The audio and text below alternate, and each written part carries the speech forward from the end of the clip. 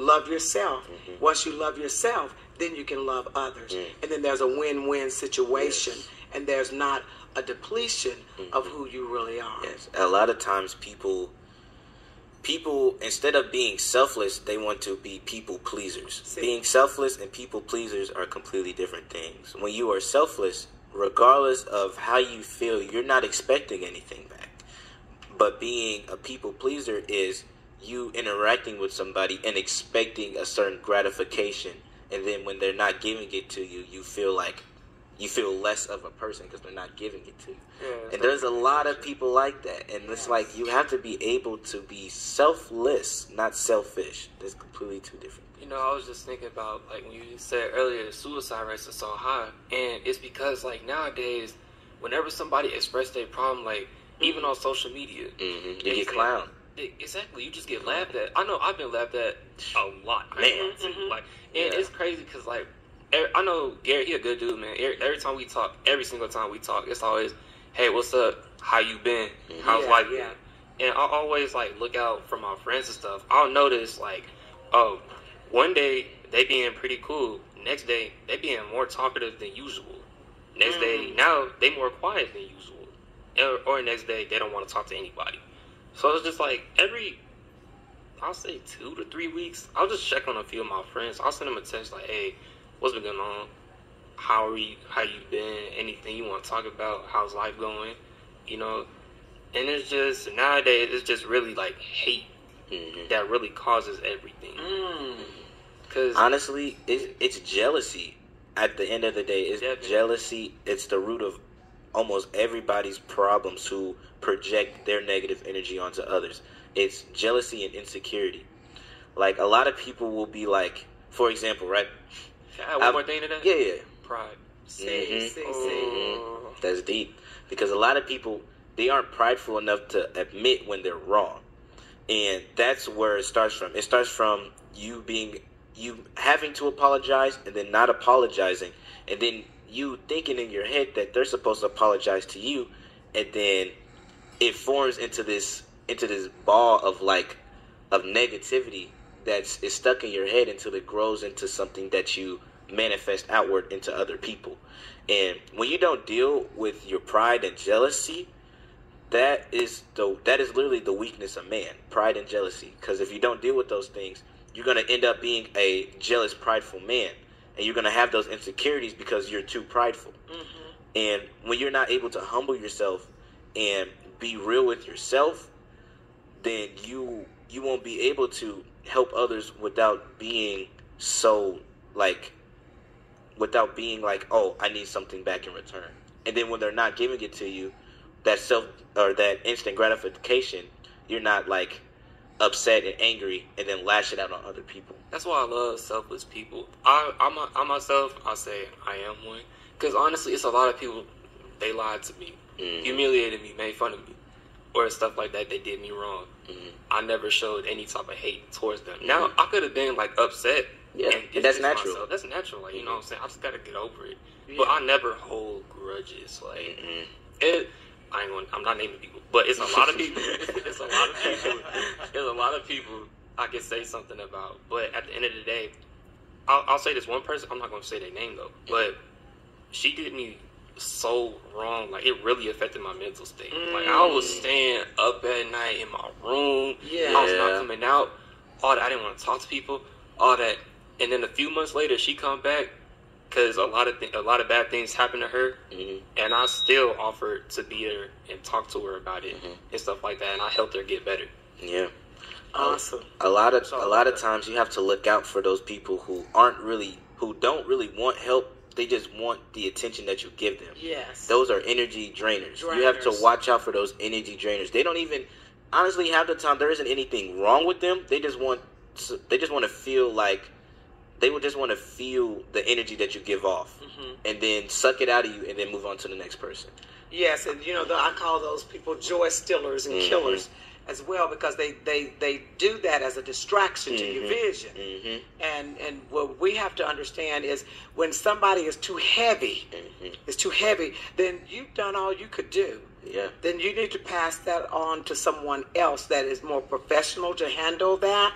And I think that'll be a good thing for your group to even look at what other help can I, see that you can obtain, even in the professional field or in the school system. Is there really anybody the young people can really talk to?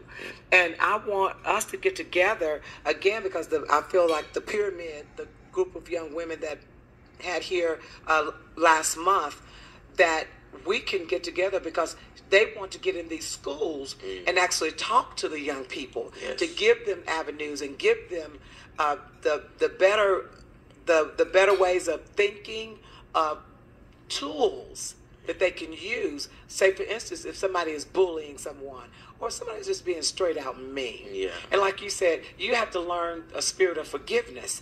And that's good for you to have at your age. And then you have to learn when to speak up and speak out and when to just walk away and leave. Because if a person is not worthy of your value, you don't sit there and let them devalue you.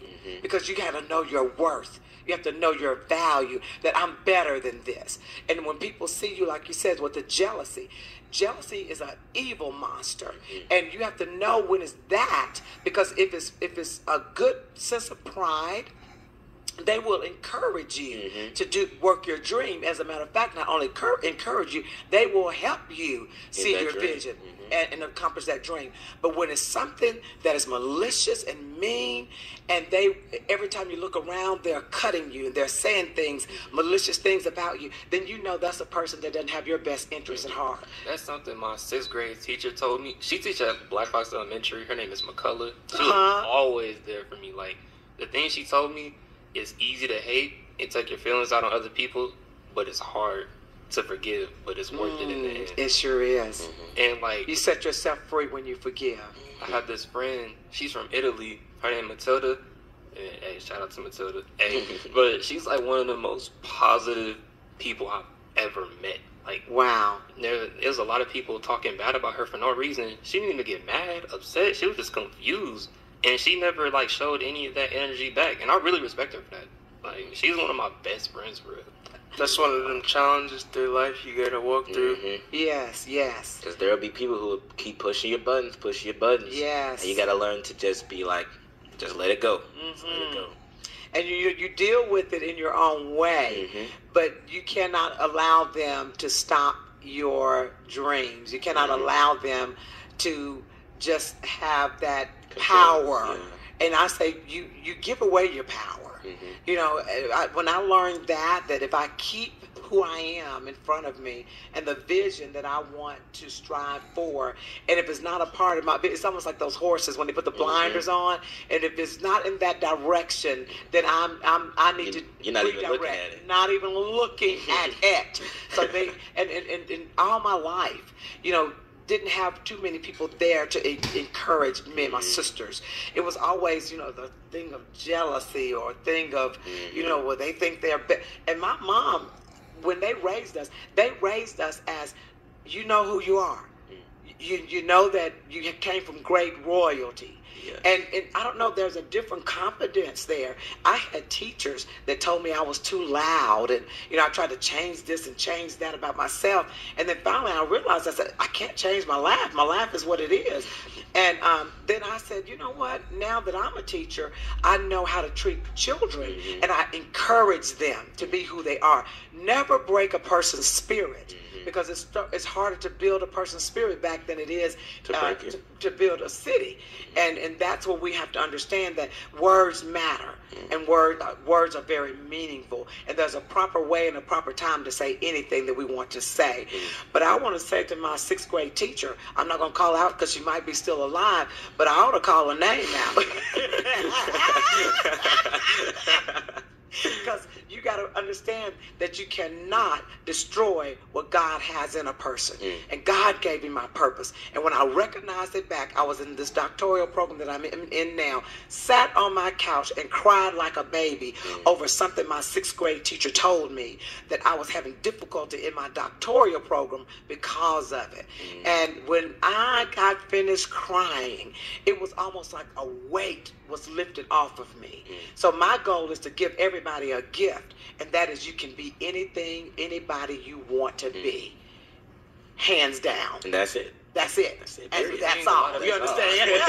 That's the thing with people. Like nowadays, people is just like they too scared to be vulnerable. Right. They're not gonna show it. Even if you alone, nobody's gonna know.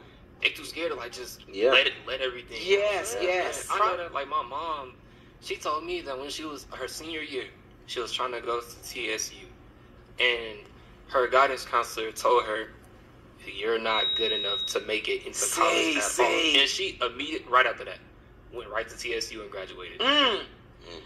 Dr. Arthur, he passed away, but he had a teacher that told him that he wasn't good enough, that he would never make it out of school. Well, when he graduated from high school, he came back and showed her his diploma, and he said, "You said I would never be nothing." And then when he graduated from college and got his bachelor's degree, well, he came back to that same school. She was there. He said, "And you said I would never be anything." Then when he got his master's degree, he did the same thing. When he got his doctoral degree, he said he mailed it to her. That's